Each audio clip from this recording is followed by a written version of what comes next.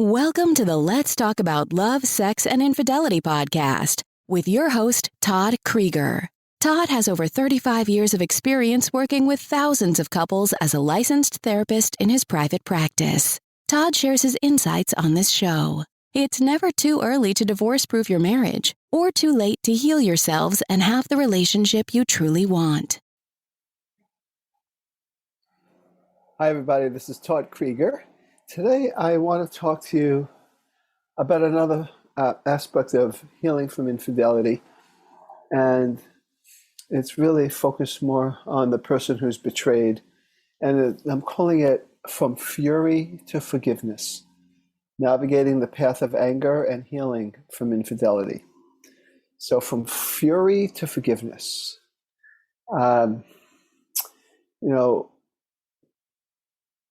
Forgiveness is complicated, and it's very related to anger.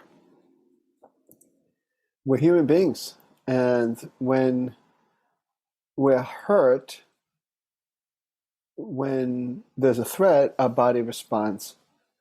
And it responds appropriately for how we're experiencing the event.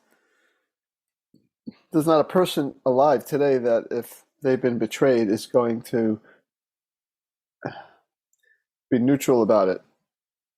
They could be numb about it, and that's another story. It's some people, the way they deal with pain is they numb themselves out, but that's not really neutral. We're all affected by it, and sometimes the hurt and the accompanying anger that comes with it may come out in different ways. For some people, they get more depressed, and the anger is directed more towards themselves. Sometimes the anger is externalized and acted out. Sometimes the person just handles the anger by talking about it, which is probably a good thing. But you can't just forgive. It's a little more complex than that. You can't just say, I'm going to forgive and just forgive. It doesn't work that way. You've been betrayed at maybe the deepest level of your being. You have oftentimes opened your heart to this other person, given of yourself to this other person, and suddenly you discover that this person has betrayed you, been with somebody else or a number of people in some intimate way, sexually, emotionally, or otherwise. And so there's hurt, there's devastation, there's disorientation, and there's anger. There's a part of us that wants to strike back and be destructive. And that's normal. I'm not saying it's good to act it out. It's not a good idea. As a matter of fact, it hurts others, and it could probably hurt yourself, and you don't want to get yourself into any trouble. But to have the experience of anger is totally understandable and totally normal.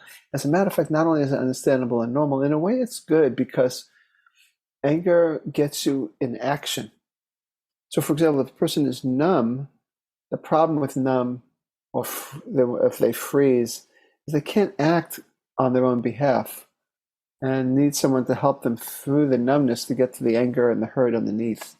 So if you're experiencing your anger, it's actually a good thing in the sense that you can move in the direction of taking care of yourself. Some people that are angry, they move out. Sometimes they set a boundary, like, you better go to therapy with me and without me, and if you don't, I'm done. There can be, you got to move out temporarily. There can be, I'm not being intimate with you until we get a handle on what we're going to do. There's lots of ways, healthy ways, to use anger to set boundaries.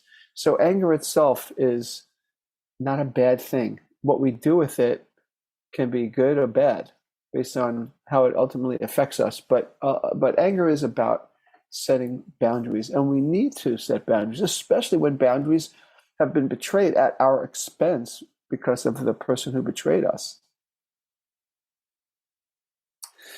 So then, how do you get to forgiveness? And that's what we'll talk about here. There is no way you can ever forgive a betraying partner if you don't feel your anger intensely. You need to feel your anger and all your other pain directly You need to process it by yourself and with others, maybe with a professional.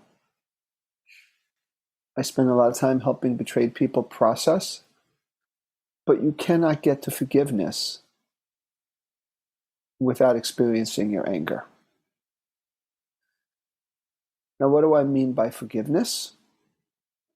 Because, again, forgiveness, we think of forgiveness as it's a way to get the other person off the hook. I don't think that's very accurate, even though ultimately, when there is forgiveness, in a way, the other person is maybe being given a second chance if you want to stay in the relationship, or at least has a chance to have some decent relationship with you, or maybe at least is not the target of your venom when you hit that forgiveness stage. So it does let them off the hook to that extent. But it really is about you letting you off the hook of the pain. But this is not an event. This is a process that only happens when you go through the pain, the anger especially. And so having this fury, this anger, and the hurt that accompanies it, and experiencing it fully,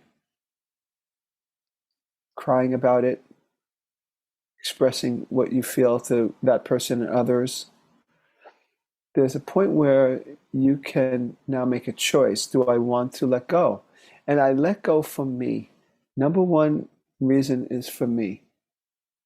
I think of when I forgive someone that it's a loving act to myself.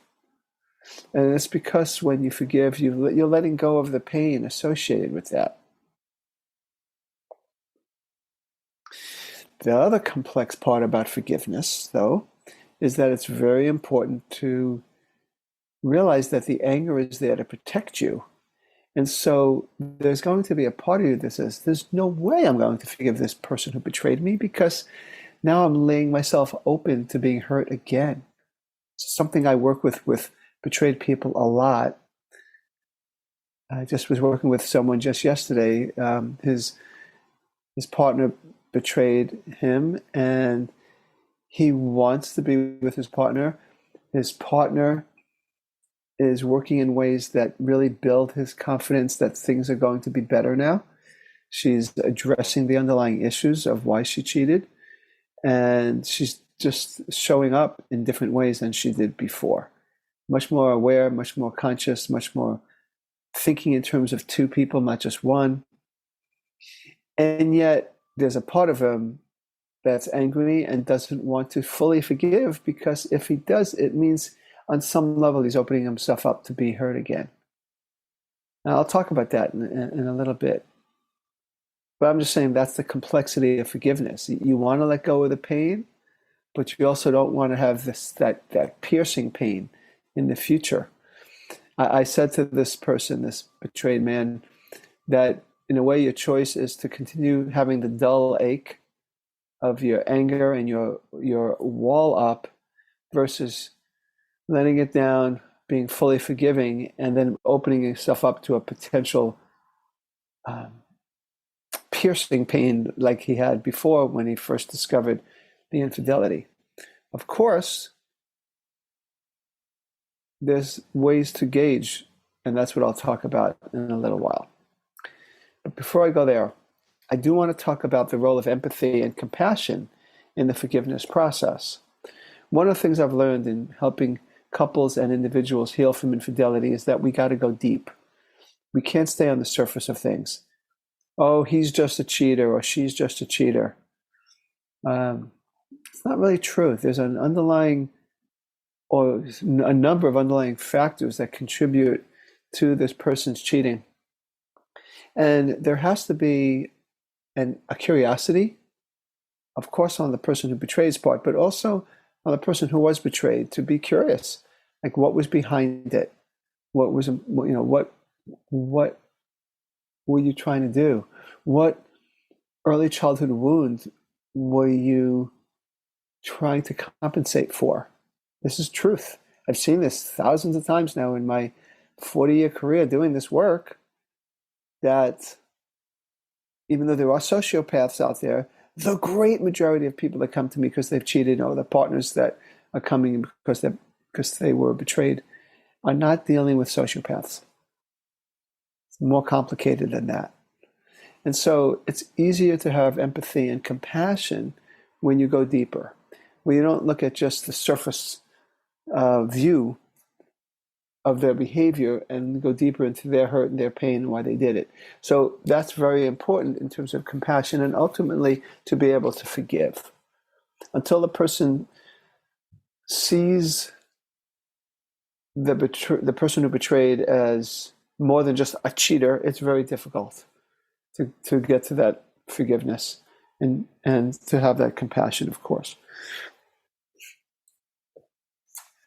With a deeper understanding, then it's easier to empathize with the pain of the other person. You can't empathize with the cheating behavior, but you can empathize with the pain of that person, and that pain that was part of what led the betrayer to betray. So that's an important part of it. And of course, once you have more empathy and more compassion, you're softening and you're moving towards letting go of the pain, letting go of the hurt, letting go of the anger, which is the forgiveness process. So, what are some steps that you could take towards forgiveness? I think the first step is to forgive yourself. Forgive yourself for any decision you make. You need to forgive yourself as the betrayed person. If you decide, I can't do it, I'm not able to get past it, I need to leave, don't be judgmental of you. You might know someone who made a different decision, who stayed in the marriage or the relationship after the discovery of the infidelity, and maybe it's just not what you want to do. You just want to start fresh and move on. Forgive yourself for that. If, on the other hand, you want to stay in the relationship because you value that person, because you see the goodness in that person, because there's children and you don't want to just break up the family, forgive yourself for that. Forgive yourself for staying in the relationship. Let yourself be. Understand that things are complex. That's why I keep using the word complex, because it's an important word when you're talking about forgiving someone who hurt you so bad, who betrayed you. And of course, forgiving the unfaithful partner, the first thing, like I said, is you get interested, you get curious about what made you do it, what hurt, how is this a reflection of your earlier childhood trauma, which I talk a lot about in my infidelity programs and my therapy sessions too, because I find that to be central, really central to true healing. And then the other part of it is the betrayed person has to, at some point, make a decision that this person is a good risk. You need to assess. Is this person a good risk? Is this person someone who's showing me growth, maturity, willingness to be uncomfortable, willingness to listen? Is this person someone who's demonstrating that he or she is worth me taking a chance on again? And if the answer is yes, it doesn't have to be unanimous inside of you. In other words, there's ambivalence is always a part of it. It's always a part of us that might want to hold back. But at some point, you decide to forgive. You just say, I'm taking a chance on you. I'm opening my heart to love again. And I forgive you. And of course, hopefully, then that betrayed, the person who did the betrayal has given you good reason to take a chance on that person again. If the person who betrayed is not showing any signs of growth, there's no way as a clinician that I would ever encourage the betrayed person to open themselves up. I would say stay protected. So we do need to make that assessment. So once you forgive, once you've let go of your own hurt and anger, it naturally is released from your body. It doesn't mean you never have it again. It might be a process you got to do more than once, probably is. But look at it. The incentive there is that it promotes healing. It promotes physical healing, and it promotes emotional healing for you. When you are letting go of the pain that kind of kept you angry, it has a lot of healing potential on many levels for you. But again, like I say, it is a process. And then, of course, once you forgive, there's still the rebuilding trust and reshaping the relationship after the anger and anxiety subsides.